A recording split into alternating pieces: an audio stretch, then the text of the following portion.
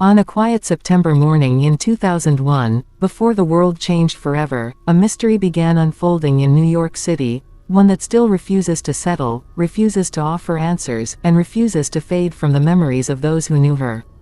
This is the story of Sneha Anne Philip, a brilliant young doctor whose disappearance became one of the most haunting and controversial cases connected to the days surrounding the 9/11 attacks. And before we dive into the confusing twists, conflicting testimonies, and strange clues that surround her final hours, remember this: some mysteries are born not from what we know, but from what we can never confirm. Sneha's story is one of those mysteries. Sneha Anne Philip was 31 years old, a talented physician, deeply loved by her family, and adored by her husband, Ron Lieberman. She had moved to New York full of ambition, ready to build a life in medicine, love, and independence. Her life was fast-paced, intense, and sometimes chaotic, typical of a young doctor living in Manhattan. She was intelligent, empathetic, and stubborn in her own way, never afraid to speak her mind or stand her ground. Friends described her as warm, charismatic, and adventurous, a person whose laughter filled rooms and whose kindness often extended to strangers. But beneath her bright personality, there were complications, tensions at work, stress from the hospital environment, and disagreements about her lifestyle. Like many young professionals, Sneha was navigating the fine line between responsibility and freedom. Some believed she was overwhelmed. Others believed she was simply trying to enjoy her life before settling into a career that demanded every second of her time and energy.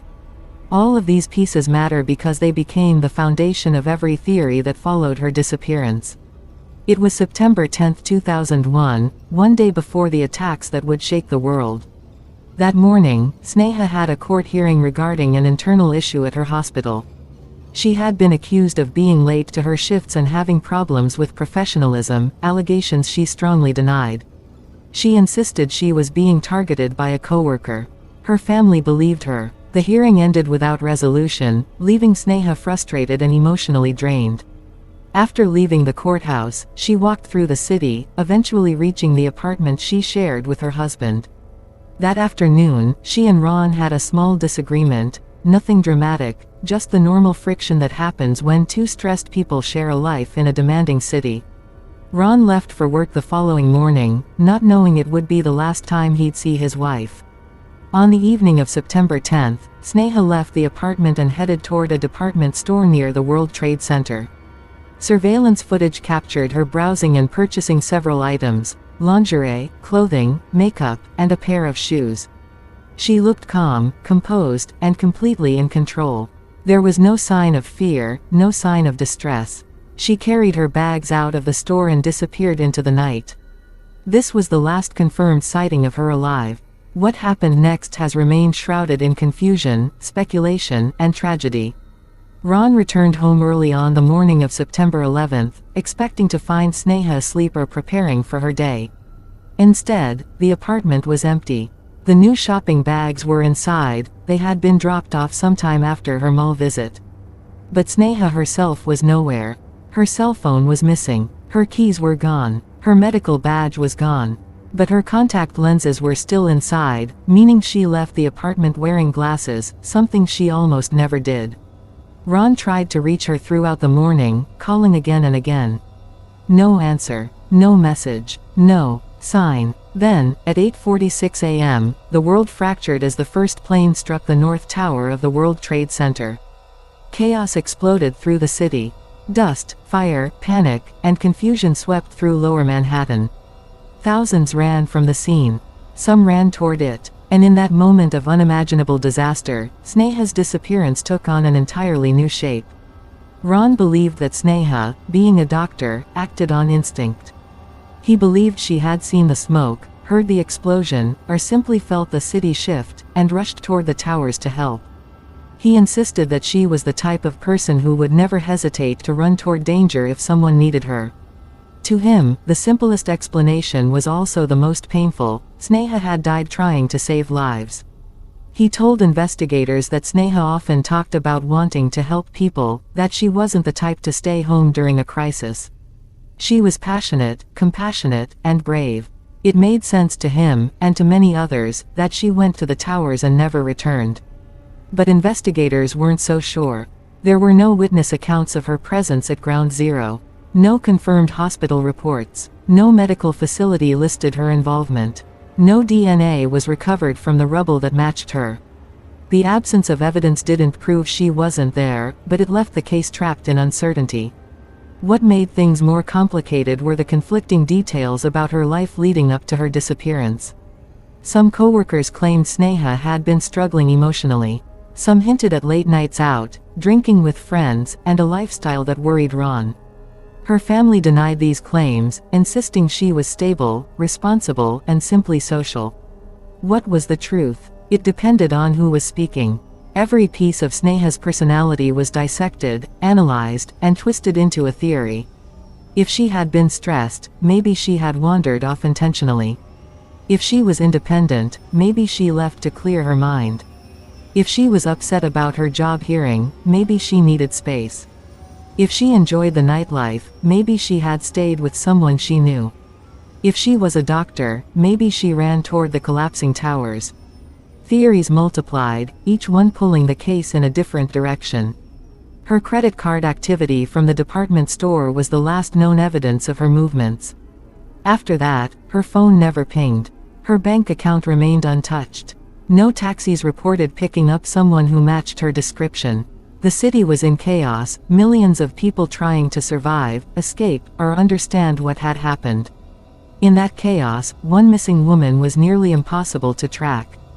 Days turned into weeks, weeks into months, hope into desperation. Ron refused to give up. He filed missing person reports, contacted every hospital, visited shelters, and spoke to rescue volunteers. He searched tirelessly, convinced his wife was among the thousands of unnamed victims who had been lost in the towers. But each lead either faded or contradicted another. Her family supported Ron's belief, they knew Sneha's heart. They knew she would run toward the disaster, not away from it.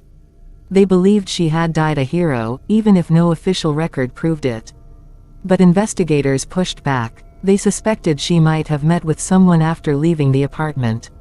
They questioned her lifestyle. They questioned her mindset. They even questioned her marriage. The case shifted from missing person to personal scrutiny, and every detail became a battleground of interpretation.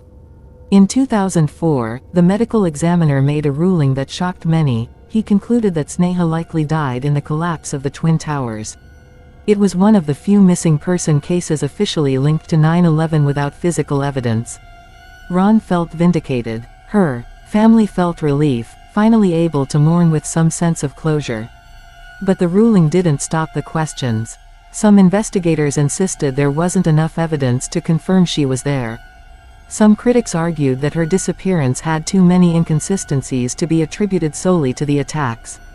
Others believed a tragic accident or foul play occurred on the night of September 10, and the timing with 9/11 simply hid the truth beneath a larger catastrophe. Her case became a story overshadowed by one of the darkest days in history.